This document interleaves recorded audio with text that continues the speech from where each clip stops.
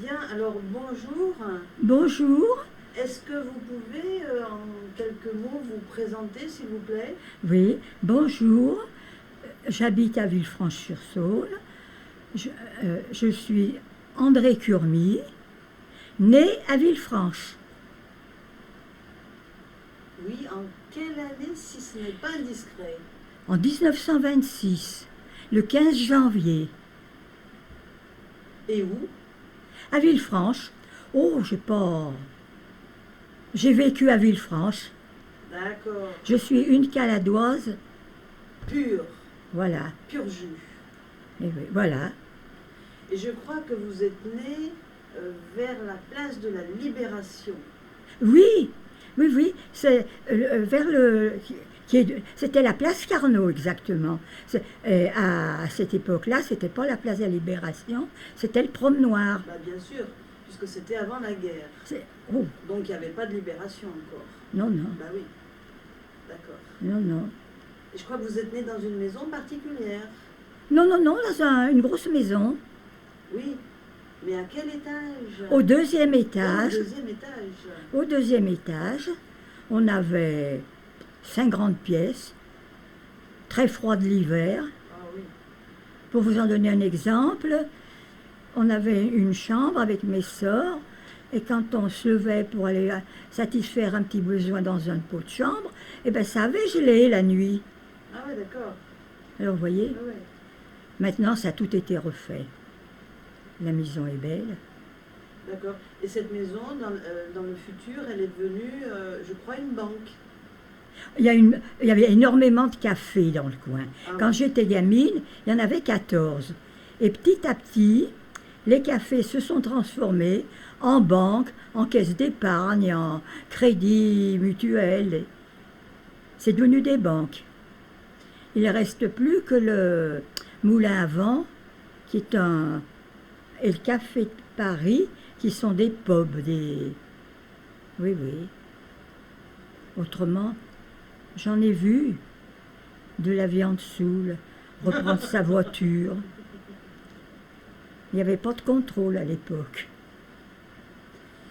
Et je crois que même votre maison était particulièrement bien placée pendant la dernière guerre. En face de la Gestapo, Ouais. si bien que la nuit, il nous arrivait d'être réveillés quand le maquis descendait, que ça se bagarrait, qu'il y avait des coups de feu, des... Oh oui. Et mon père, qui faisait de la résistance, avait les réunions chez nous. Et ben voilà. Parce que la maison était bien pratique, parce qu'il y avait 4 issues. Alors si ça arrivait d'un côté, on pouvait sortir de l'autre. Voilà. Et vous faisiez les réunions, enfin, il faisait les réunions pendant que la Gestapo, en face, Ah ben oui, avait ses quartiers. oui, oui, Voilà. oui, oui. Il ne s'en doutait pas. Oh non, ils ne s'en sont jamais doutés. Puis on tenait les... C'était des persiennes, où il y a des jalousies, comme ça s'appelait à l'époque. On les tenait baissées en principe. Et il me semble me rappeler que vous m'avez parlé d'un obus qui était presque Ah, près de chez vous. c'est à la... Quand Villefranche a été Eh libérée ben justement, oui. par les Américains, il y avait donc un tank allemand devant chez nous. Et les Américains sont arrivés par le carrefour des chantiers. Vous voyez le grand carrefour en allant à Lima. Là. Et ils ont tiré un coup de canon. Et il y a eu pas mal de morts, parce que les gens, j'ai eu des voisins qui sont morts. Il y a dû y avoir 7 morts au moins autour. Les voisins sont sortis bêtement. J'ai eu des voisins tués. Oui, oui. Et votre appartement lui-même a eu des décombres? Ben, il n'y avait plus de rideaux, de vitres aux fenêtres. Et comme c'était un parquet en bois, ça lui avait fait du bien, parce que comme c'était des lattes, toute la poussière était sortie. Un tout petit Ah ben, avantage. on n'a pas pu rester. Hein. C'est un ami de mon père qui habitait à Saint-Étienne-des-Oulières. On est resté une 8aine de jours chez eux, le temps de réparer les plus gros dégâts. Oui, à l'époque, il y avait une solidarité spontanée et évidente. Ah oui, oui, oui, Les gens souffraient ensemble et s'entraidaient ensemble. oui, oui, oui, oui. Ah oui. Oh, c'était une drôle d'époque, hein. Et vous étiez l'aîné de plusieurs filles. On est 4 filles. Et j'ai 7 ans de plus que mes jumelles. J'ai des sœurs jumelles. J'ai 7 ans de plus qu'elles. Et 14 ans de plus que la dernière. La petite qui a 79 ans cette année. Une petite jeune fille, presque. Voilà.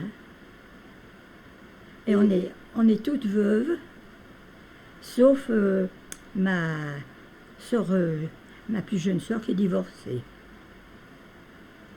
Et vous aviez épousé un monsieur qui était également caladois? Ah oui, il était d'origine oh, c'est assez curieux. Il était d'origine maltaise.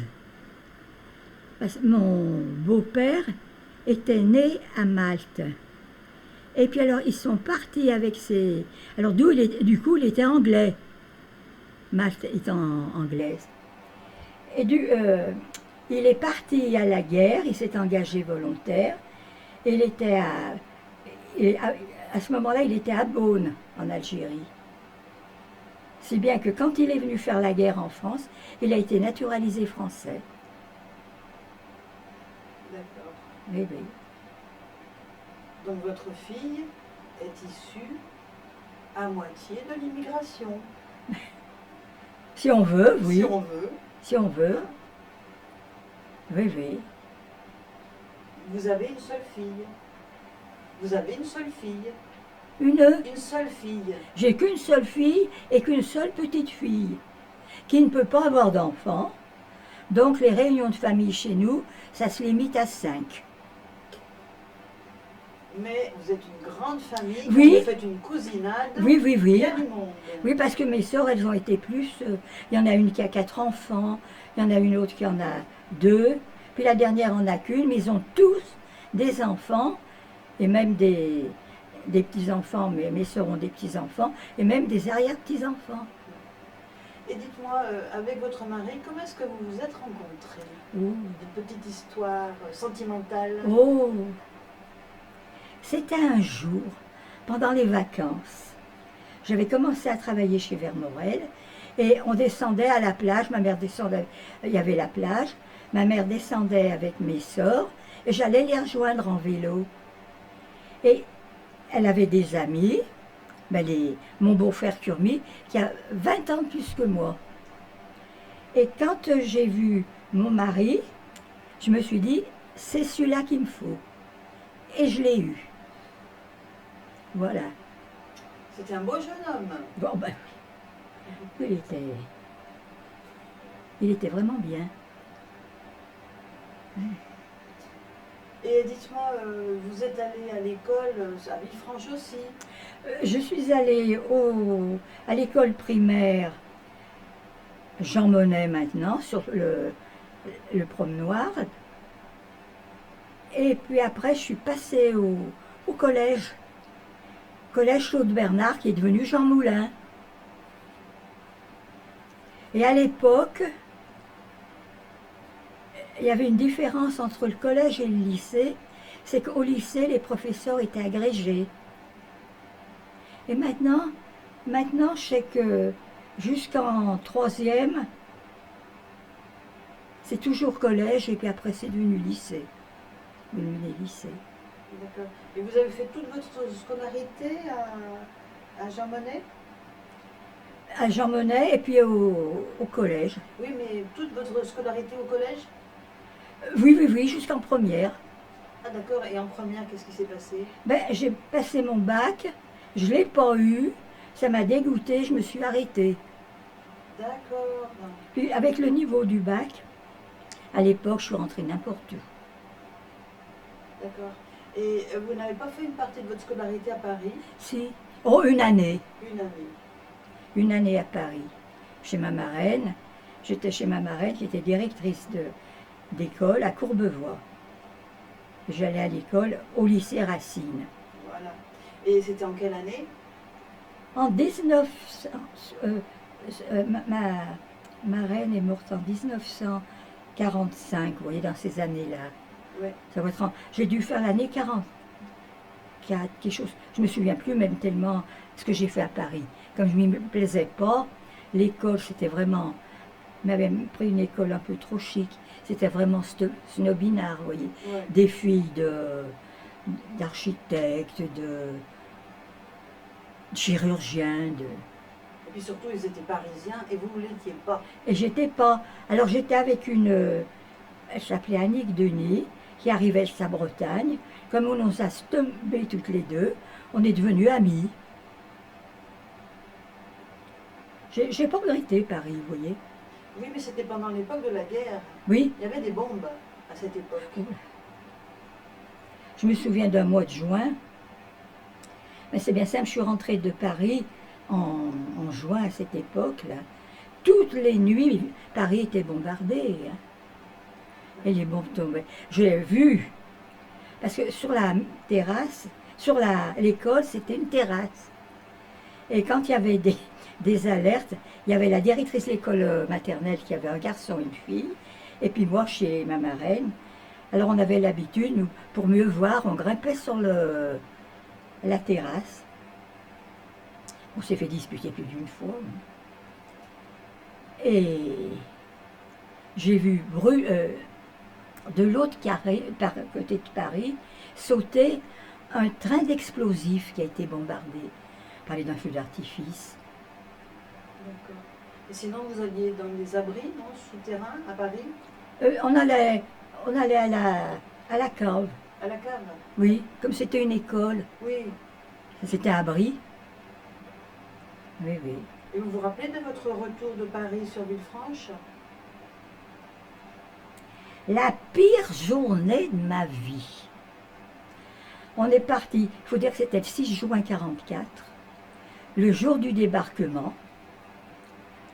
Je vous dis pas, les Allemands, il fallait pas les chatouiller. Et on est parti de Paris à 7h le matin pour arriver à Villefranche à 10h15 après le couvre-feu. Du soir? Oui, bien sûr. Mais ça a été long. Surtout qu'il y avait ma mère, ma grand-mère paralysée, un train bondé. Oh, ça a été la pire journée de ma vie. Et quand on est arrivé à Chagny, le pont a sauté devant nous. Pour une chance, on n'était pas dessus. Et on a fait... Je n'ai jamais su par où on était passé. Je pense qu'on est rentré... Je sais pas. J'ai jamais su. Comme je ne reconnaissais rien. Ah oui. Voilà, alors 6 juin 1944. Vous vous rappelez du défilé des soldats de l'Afrique du Nord à Villefranche? Oui. Oui, oui. Oui, oui, ben il y a les Sénégalais qui s'étaient, quand les Allemands sont arrivés, ils s'étaient cachés dans les platanes, parce que entre Villefranche et Anse, c'était tous des platanes. Et ils étaient cachés là, dans les platanes, et ils ont tiré sur les Allemands quand ils sont passés. Mais après, c'est que les autres sont arrivés, ils les ont tous tués. D'où, à Chasselet, je crois, le Tata sénégalais. Oui, ça a marqué hein, la population. Hein. Oula, oui. Oh, oui. Oh, oui. Ça a été quelque chose. Hein. Et vous y repensez des fois à tout ça ou... Non. Non. Peut-être le 6 juin 1944, que je célèbre tous les ans. Et cette année encore mieux, parce que c'était pas le 75e anniversaire, quelque chose comme ça, je crois. Oui. Oh oui. Oh, ça a été une sorte de période. Et l'après-guerre, donc, vous aviez fini vos études. Oui. Vous ne vouliez pas aller au-delà de la première. Voilà. Alors, qu'est-ce que vous avez décidé de faire? Alors, je suis rentrée dans une école de commerce qui n'existe plus maintenant. C'était une personne en étage, elle était rue de la République, là, en face de la place des Arts. Je ne sais même pas si la maison existe toujours, j'en sais rien. C'était tout en haut, il fallait grimper dans les étages.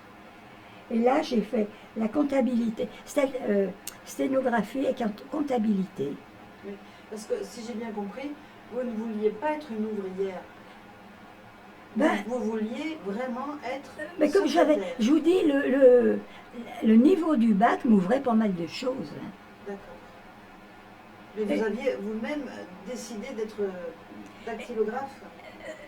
Oui, ça me plaisait, la sténodactyl. Et puis, oui.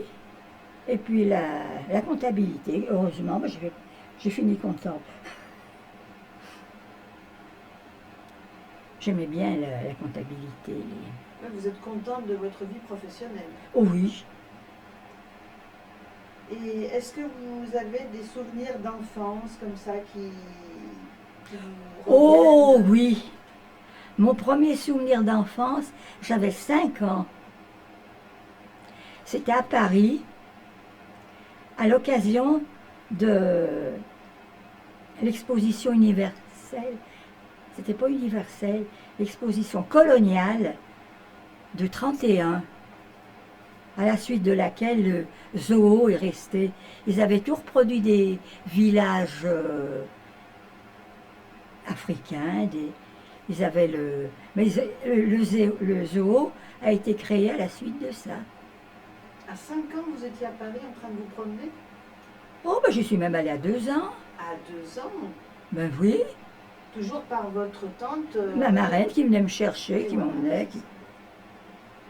Vous y alliez avec votre famille ou c'était vous spécialement qui étiez invité à monter à Paris? Oh ben oui. C'était vous la chouchoute? Mais c'était ma tante, elle n'avait pas d'enfant. Pas d'enfant et c'était l'unique sœur de mon père. Une seconde maman? Bon oui, c'est ce que je dis, moi jusqu'à 18 ans, j'ai eu 2 mères. J'ai eu énormément de chagrin quand elle est morte. Ah oui. Et cette exposition alors coloniale, qu'est-ce que vous en avez comme souvenir? Qu'est-ce que vous en avez gardé? On y était à la nuit, et c'est les lumières, ça m'avait... Ébloui. C'est le premier souvenir dont je me souviens, l'exposition coloniale. Je suis allée aux autres après, mais ça m'a jamais laissé des souvenirs comme ça. Aussi impérissable. Ouais. D'accord. Et donc vous avez travaillé pour Vermorel à Villefranche, parce que Vermorel c'était une famille extrêmement importante sur Villefranche. Hein, Bien sûr. Ce qui a fait le malheur de Vermorel, c'est quand c'est les frères Vermorel qui ont repris l'affaire, ils l'ont laissé couler. Parce que le fils, je vous dis, Victor, a été tué dans la grotte de la Luire. Oui, mais quand vous avez travaillé pour Vermorel, c'était en tant que quoi alors à ce moment-là? Ah ben, sténodactylo. Ah mais tout de suite, vous Tout de étiez suite, oui, sténodactylo. tout de suite. Et vous avez connu le père Vermorel, le fondateur? Oh non. Non. Oh non, non. C'était déjà moi la 3e génération. Hein. Parce que quand il a commencé, Vermorel, ça devait être un forgeron. Puis petit à petit, ben... C'est extraordinaire, hein, cette famille. Ah oui. L'histoire de cette famille. Et je dis qu'ils avaient des ramifications dans le monde entier, quand même. Ils en avaient en Amérique, ils avaient un Vermorel en Italie, il y en avait un peu de partout. Ils ont créé des voitures. Oh ben là, les voitures Vermorel, oui. Oui, oui, il y en a d'exposés À Rochetaillé? À Rochetaillé, oui, à Rochetaillé. Le musée de Rochetaillé. Oui, on peut dire que la famille Vermorel a fait vivre une grande partie des gens de Villefranche pendant un certain nombre d'années. Oh oui. Tout le monde travaillait pour eux. Mon père y travaillait d'ailleurs. Il y avait Vermorel et le textile à Villefranche. Écoutez, c'est pas compliqué. Les usines de confection à Villefranche, vous en aviez tout le long de la rue nationale. Il y avait des pancartes de partout qui demandaient du personnel. Oh, d'accord. Vous n'étiez pas content d'un côté, vous allez dans un autre. Oh là là. Et ça a bien changé. Et puis petit à petit, c'est parti dans le nord, puis ensuite en Algérie, la confection. Même dans le nord, je crois qu'il n'y en a plus. Bah, il reste quelque chose encore à Villefranche. Il reste 2 établissements, je crois. Il reste Sépovette et il doit rester Adolphe Lafont. Ou il doit en rester 2, pas plus. Adolphe Lafont, c'est pas des transports? Non, non, non. Ah bon? Il y avait les transports Lafont et Adolphe Lafont qui était confectionneur. D'accord. Ah oui. Alors, qui était Oscar le Lion?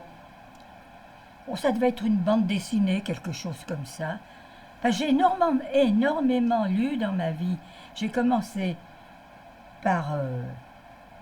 bon, j'ai eu des lectures très surveillées. J'ai dû commencer avec Félix le chat. J'ai dû continuer petit à petit. Moi, j'ai lu tout Jules Verne. James Oliver Curwood. Oui, oui. C'est qu'on surveillait mes lectures. Alors, du dimanche, quand ma maman partait se promener avec ma grand-mère, c'était ma grand-mère qui n'était pas commode. Elle vous vissait, comme elle avait trié mes lectures, ben, je m'arrangeais pour trouver des livres qui me plaisaient, puis je lisais en cachette. Par exemple? Oh, par exemple, imaginez-vous, oh, je me rappelle du premier. C'était un homme et une femme, et il lui dégrafait sa jupe. Oh, Pas plus. Alors, vous voyez. Oh, eh ben, dites donc, c'était osé. oui, oui. Ben, quand je suis rentrée à l'école maternelle, ben, ça a pas été, j'y suis pas restée longtemps, parce que quand c'était pas moi qui étais malade, c'était l'institutrice. Alors, j'en ai pas fait beaucoup d'école maternelle. Ma mère me gardait. Il n'y avait pas de remplaçante. Non, ben, puis je vous dis, l'école maternelle à l'époque, c'était la crèche de maintenant. On faisait rien. Moi, j'ai eu la chance d'apprendre à lire, j'avais 6 ans.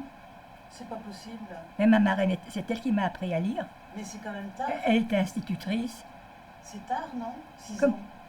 C'est un petit peu tard, 6 ans, pour apprendre à écrire et à lire. Non, c'est quel âge ou 5 ans. Je vais avoir. Oui, parce que je suis rentrée, je savais lire. Lire et écrire à l'école. Je ne sais pas quelle heure on rentre, c'est obligatoire maintenant. Parce que l'école est Je obligatoire. crois que à partir de cette année, ça sera 3 ans. L'école obligatoire à partir de 3 ans. 3 ans. Ouais. À Oh, partir vous- de cette année. Hein. Ah oui, Ouais, ouais. c'est tout changé, tout chamboulé. Tout change. De toute façon, Voilà. vous avez vécu une époque qui n'a rien à voir avec Oh, pas du la tout. réalité d'aujourd'hui. Pas du tout, pas du tout. Et dites-moi, quand vous vous êtes mariés, alors, est-ce que vous avez tout de suite eu un grand appartement Oh! magnifique? Quand je me suis mariée, il y avait absolument. C'est tout de suite après la guerre. La seule maison qui a été construite en 1939, c'était le Forum. Autrement, il n'y avait aucune maison, Aucun immeuble? aucun immeuble, aucun immeuble. Et après, ça a dû être Lamartine qui a été construit tout de suite après la guerre. Mais autrement, alors, premier logement, c'était un copain de mon père qui était coutelier rue Nationale, qui nous avait loué la chambre de bonne, si vous voulez. Ben, c'était au 3e étage, il fallait grimper. C'était sur une cour. Oh, la cour était belle, hein. Et il fallait monter l'eau. On n'avait pas l'électricité, le gaz, on avait juste l'électricité. Et le chauffage? Le chauffage, on a eu une cuisinière. Là, je me suis mariée en été. Alors, comme on est resté peu de temps, quand l'hiver est venu, on avait une cuisinière. Vous savez, alors vraiment la cuisinière, vous savez, avec le four à charbon, une cuisinière à charbon. D'ailleurs, elle était bien. Et alors, Elle fonctionne. vous êtes resté combien de temps dans cette première maison, appartement? Dans ce premier appartement, on a dû y rester. C'était rue Roland. Non, c'était rue Roland, février. Bon, on a dû rester du 2 août, on s'est marié au mois de février. D'accord. Et ensuite? Et ensuite, on est donc allé dans l'appartement rue Roland, là, où il y avait un peu plus de choses. Toujours pas d'eau. Ah oui, toujours pas d'eau. Toujours pas. Ah ben non. Mais on avait le gaz. D'accord. Alors, vous laviez votre linge à la main à l'époque? Ben oui, Ben oui. au lavoir, qui était à côté de l'église. Il n'existe plus. Il y avait un lavoir, j'allais laver mon linge là-bas. Derrière, non? C'est pas derrière l'église? Je ne sais pas ce qui existe. Mais il n'était pas sur la place qui est derrière l'église? Non, non, non, il était à côté de la rue Roland. Mais si, il existe encore sur la voie, non? Il me semble que... Alors je ne peux pas vous dire. Il me semble voir quelque chose là. Oui, oui. Oui, mais je vois ce que vous Oui, dites. c'était à côté de la cure. D'accord. Et alors, tout Villefranche allait laver son linge? Ah ben il y en avait plusieurs de lavoir. Il y en avait un à la porte de Belleville, à la Burie. Il y en avait où encore? Oui, il y en avait, oh, pas beaucoup. D'accord. Et alors, excusez-moi, mais moi je ne connais pas. Vous laviez votre linge dans l'eau et vous rinciez dans la même eau? Ah non, Ah, je le faisais tremper dans la veille, dans de l'eau, et puis puis je l'emmenais au lavoir, je lavais dans l'eau, ben, il y avait même pas tiède l'eau, je la lavais, puis après ben, on rinçait, quoi. Ben oui, dans la même eau dans la finalement. même eau, ben oui. Oui, oui, Et le linge était propre quand même, hein? ben oui. Parce que l'eau ne stagnait pas, c'était de l'eau qui circulait. Ben, je sais que ça circule, j'en sais rien, je peux pas vous garantir. J'avais que ça pour laver. D'accord. Et alors là, vous êtes resté combien de temps dans ce deuxième appartement? Et ben là, on y est resté plus longtemps. Vous aviez combien de pièces? Une, Toujours une seule? Ah oui, une oui. seule. Ah oui, oui, d'accord. Et puis après, qu'est-ce qui s'est passé? On était inscrits aux HLM. D'accord. On était inscrits aux HLM. Mais pour avoir un appartement, je me suis mariée en 47 et l'HLM en question, on l'a eu en 51. À 2 pièces, boulevard Burdeau, avec l'eau. Alors ça, on a apprécié. Et dites-moi, dans votre appartement précédent, comment est-ce que vous faisiez votre toilette? Parce que là, on est habitué à se laver tous les jours, à prendre une douche tous les jours. Et bien, on allait chercher de l'eau à la pompe, parce qu'il y avait beaucoup de pompes dans Villefranche. Ah ouais. On allait chercher l'eau à la pompe. Moi, je me souviens d'une nuit où ma fille a été malade, qu'elle avait vomi de partout. Ben, il a fallu se relever pour aller chercher de l'eau à la pompe pour tout nettoyer. Parce que votre fille était déjà là. Oui, elle est arrivée, je précise, 9 mois et 7 jours Après le mariage. après le mariage. Ce qui a fait taire les mauvaises langues. Parce que vous savez, à l'époque, hein, comme on s'est marié assez vite, ils s'étaient imaginé que... Vous savez, j'ai parlé avec d'autres personnes de votre génération. Il y en a quand même plus d'une qui m'a dit qu'elle s'était mariée enceinte. Ben alors là, à Ça l'époque, arrivait, hein? Ça arrivait. ça arrivait. Ah ben, même souvent, j'ai Oui. l'impression. Ça, c'est quelque chose dont on ne parle pas beaucoup, hein? Oh non, là, je suis tranquille. Ça a fait taire les mauvaises langues. Il y en avait une équipe, là, pas loin de chez nous, vers la rue Danse, sur la rue Danse. Toujours à l'affût, vous voyez, voir ce qui se passe Les commères. Voilà. Les commérages, ben, il y en avait. Et Dieu soit loué. Soit loué. Je suis passée au travers. Et dites-moi, les immeubles de la rue Burdeau, donc, quand ils ont été achevés de construire, bah, c'est là que vous avez eu... Ceux qui sont sur le boulevard Burdeau Oui, ont été construits en 1933. ah, d'accord. Et les autres, ceux qui sont côté ancienne piscine, ça doit être en 36, 37 par là. D'accord. Et alors vous êtes arrivé quand déjà? En 41. Ah d'accord, donc ils étaient déjà existants depuis un Oui, moment. oui, on a eu un F2 et comme ma fille couchait une fois, j'avais demandé un appartement plus grand et puis il y a un représentant de l'OPAC qui est venu voir et il s'est trouvé que ma fille, qui avait 12 ans, était couchée dans la salle du séjour. Alors là, on l'a eu tout de suite, l'appartement. Et dites, votre mari travaillait, vous travailliez, vous étiez quand même assez aisé et pourtant vous étiez dans 2 pièces. Ça paraît un peu inimaginable aujourd'hui. Ben oui. Avec 2 salaires, c'était pas si facile que ça de se loger à Oh Villefranche. non. Puis moi, je suis restée 15 mois à garder ma fille, je l'ai élevée. Et j'ai recommencé, je me rappelle, le 15 janvier, le jour de mon anniversaire. Et les personnes autour de vous, elles vivaient comme la même chose, difficulté pour se loger. Oh, il y a eu beaucoup de difficultés. Mais alors qui est-ce qui arrivait à se loger facilement à Villefranche? Mais il fallait avoir de l'argent. Les 2 Parce salaires. qu'il y avait des reprises. Et des reprises, moi je me rappelle 40 000 francs anciens Des reprises. pour avoir un appartement et que je pense qu'il y en a quelqu'un qui en a offert davantage, il m'est passé sous le nez. Ah ben dites donc, c'est quand même pas très joli, hein, des reprises. Oh ben il y avait des reprises. Toujours question d'argent.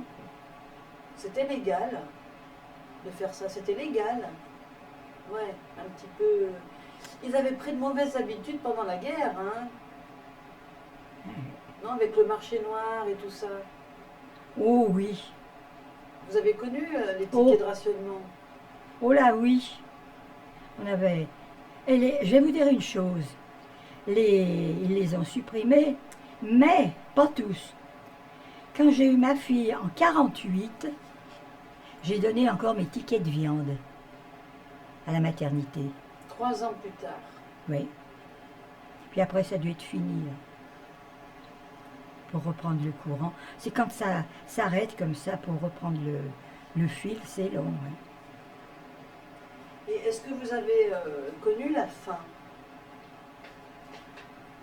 Non, parce que mon père s'est toujours débrouillé pour trouver quelque chose. Je me rappelle une fois, c'était très bon d'ailleurs, il nous a ramené un pâté végétal. Je ne peux pas vous dire ce qu'on a mangé, mais c'était pas mauvais. Et ça, c'était pendant la guerre. Eh oui.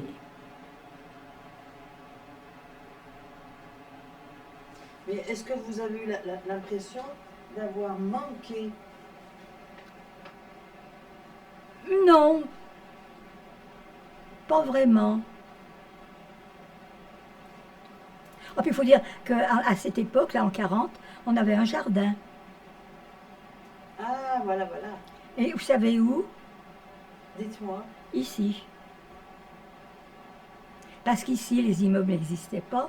C'était un horticulteur qui avait tout le quartier, même les Hugans 1, je crois que c'est les Hugans 1 à côté. Même ça n'existait pas. C'était, puisque à la place des bâtiments, c'était une vigne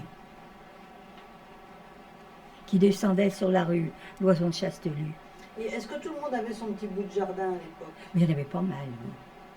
Oui, parce que l'horticulteur, là, une petite parcelle de 200 mètres, on était plusieurs. Il y avait un boucher qui était... Oh oui, il y avait plusieurs... Donc oui, on devait bien être quand même 6. Mais vous savez, on a déjà parlé toutes les deux de la misère, des gens qui étaient vraiment très démunis. Et vous m'avez dit qu'il y avait des personnes comme ça qui étaient dans de grandes difficultés à Villefranche. Vous vous rappelez? Ben oui, Ils étaient dans des rues spécifiques. Vous vous rappelez ah oui. ce que vous m'avez dit? C'était où? Eh ben je peux pas vous dire, je me Rue rappelle. Porquerolles. Oh, voilà, quand j'étais à l'école. Oh là oui, oh quelle horreur. Rue Porquerolles, la rue Porquerolles, elle avait très mauvaise réputation. C'était tous les gens qui n'avaient pas d'argent. Et à l'école du Sud, je me souviens, il y en avait. Il y a une chose qui m'a énormément marquée, c'est que tous les mercredis, vous aviez l'infirmière qui passait pour vérifier les ongles, les cheveux, si on était propre. Et il y en a une pauvre gamine, elle avait des poux. Ah oui.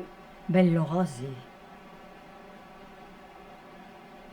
Ben ça m'avait fait mal. Ouais. C'est difficile ça. Et vous voyez, je m'en souviens toujours d'ailleurs. La petite avait dû être un peu traumatisée, non? Ben, bien sûr. Vous vous rendez compte, pour se promener le crâne à l'air à l'époque, Et rue de Villars, Madame Turmy. avec les maisons closes. Avec les maisons closes. Ah ben oui, là j'ai été surprise quand vous m'avez parlé de ça. Ah oui, ça a tout disparu, ça. 2 maisons Avec closes. Marthe Richard, qui a supprimé les maisons closes. Eh ben, en quelle année? Bon, c'est pas grave, je regarderai. Ça fait déjà un bout de temps. Alors dites-moi, ces maisons closes, elles étaient en fait bien intégrées dans la vie caladoise. Ah ben caladoise, oui. Hein? Oui, oui. Qu'est-ce que vous m'avez dit des propriétaires de la maison close? Vous m'en avez parlé? Ben, c'était des amis à mon père. Ils faisaient ça. Mais ils étaient bien habillés, c'était des gens très bien, vous m'avez dit. Ah oui. Ah oui. Oui, oui, oui. Oui, oui. Oh, ça a bien changé, là. Beaucoup de gens y allaient. Oh oui. Oh oui. C'était bien fréquenté. Mais est-ce que les gens se cachaient pour y aller? C'était assez dérobé, vous voyez. Alors, on pouvait bien... On n'était pas obligé de vous voir. D'accord.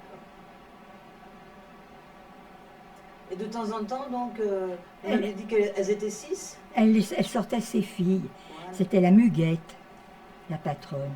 Elle sortait ses filles, elle venait sur le Port-Noir. Elle les aérait un peu. Vous m'avez dit qu'elles étaient belles? Oh oui, oh ben oui. Ah oui. Comment ça se passait, la sociabilisation des gens à Villefranche, après-guerre?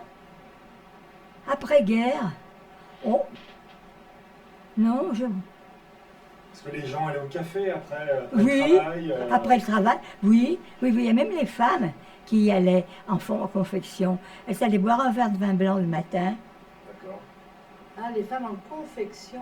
en confection. Oh, mais ça travaillait. Vous aviez des usines de confection partout. Et alors les femmes, elles allaient boire un petit coup de blanc. De blanc avant d'aller travailler. Comme quoi le travail a égalisé la situation entre les femmes et les hommes. Ouais, C'est comme ouais, ça que ça a commencé, Oui, oui, par le travail. par le travail. D'ailleurs, on dit que la guerre a permis aux femmes de s'affranchir énormément. Ah oui. Parce que justement, le travail les a aidées. Mais dites donc, à cette époque-là, une femme mariée n'avait pas le droit d'avoir de compte en banque. Elle ne devait pas travailler dans un certain milieu. Donc, elles étaient vissées. Est-ce que vous vous rappelez la première fois que vous avez voté, vous? Je me rappelle plus. Je sais que ma mère, c'était en 45, ma mère. Je me rappelle. Après, le droit de vote en 45, alors ça, je peux vous le dire. Et alors, elle était contente, votre mère, de voter? Oh ben oui, Elle était fière? oh ben oui. En 45, ça doit être en mai 45, oui. Alors, dites-moi, quand vous avez commencé à travailler, vous n'aviez pas votre compte en banque à vous. Oh ben non, puis ça n'existait pas. Mais comment est-ce que vous étiez payé? Ben il y avait un comptable qui vous mettait l'argent dans une enveloppe, En liquide? liquide. Liquide. Ah, Vous étiez payé tous les mois ou toutes les semaines? Tous les mois. Moi, j'ai toujours été au mois. Mais il y en avait qui étaient payés à la semaine? Mais ça dépendait des travaux, oui. Tous les 15 jours, plutôt. Mon mari, il va être payé tous les 15 jours, lui. Ah d'accord. Oui, oui. Quand il était chez Vermorel. Non, lui, il n'a pas été chez Vermorel. Il a été chez Pégase. Vous voyez Aldi? Oui. Le vieil Aldi, qui a je sais pas quoi à la place maintenant, eh bien, c'était l'usine Pégase où il travaillait. Et il fabriquait, il avait créé, il avait fait fortune comme ça, des filtres pour les cafetières. Le filtre à... J'en ai encore, si vous voulez en voir une, j'en ai. Derrière la rue de la Quarantaine? Rue... Aldi. Oh ben non! Aldi, il n'était pas là. Ah d'accord. Il était à la place de... Et avant Aldi, c'était un pré à vache. Avant Pégase. Vers Belle-Roche, alors vous voulez dire? Vers la rue... C'est l'Oison de Chastelu, là, qui descend. Oui. Oui, oui, c'est là. Oh, mais dites donc, si je vous disais que boulevard Louis Blanc, il y avait une ferme, et que les vaches, elles passaient tous les jours pour aller au pré, D'accord.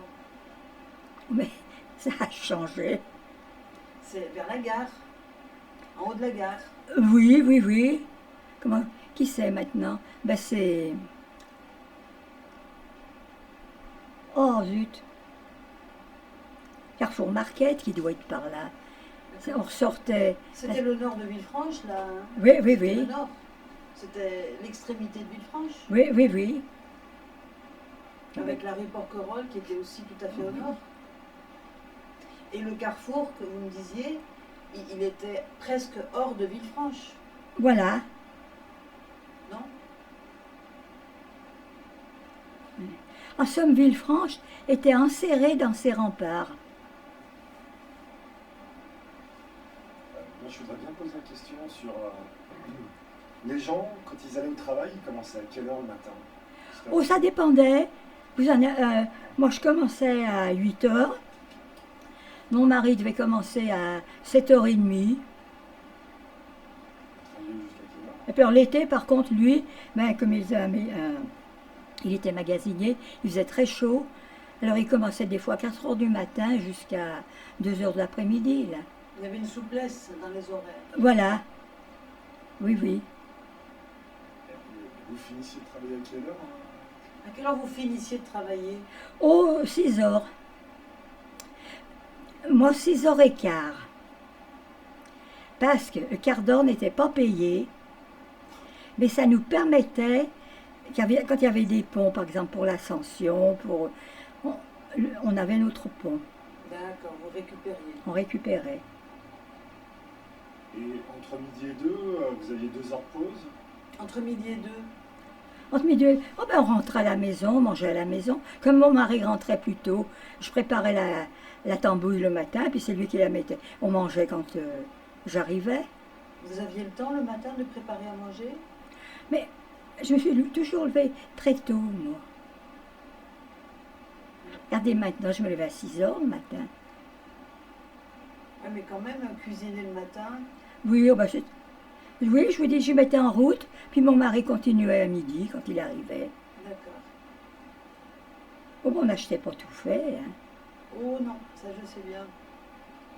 Ça a bien changé. Et vous mangez simplement, Oh oui, très simplement. oh oui, Même aujourd'hui, c'est simple. oui, oui. Est-ce que vous mangiez de la viande souvent ou c'était un produit qui était très cher et qui était consommé On ne devait pas manger tellement de viande. Alors ça, je m'en souviens. Non. J'ai toujours eu le boucher. Je prenais du foie de veau, des choses comme ça. Des abats. Des abats, oui. On mangeait plus d'abats. Hein, donc. Oh, qu'est-ce que j'ai pu manger comme tripes? Oh là là. Des tripes à la lyonnaise, j'adorais ça. Sauter avec un oignon. Et c'est à l'époque où les gens ils ont commencé à aimer la salade de museau de veau. Il y a beaucoup de gens qui Ben mangent, oui, il y avait des salades de museau, il y avait du pâté de tête. Bon, ben écoutez, merci beaucoup pour nous avoir partagé des souvenirs. Voilà. C'est sûr qu'il y en a encore beaucoup d'autres Oh oui. à découvrir. Oh Et oui. on refera peut-être des séances pour pouvoir Ouais. aller plus loin. Moi, ça ne me dérange pas. Merci beaucoup en tout cas. Je voulais vous faire plaisir. Merci. Voilà, voilà.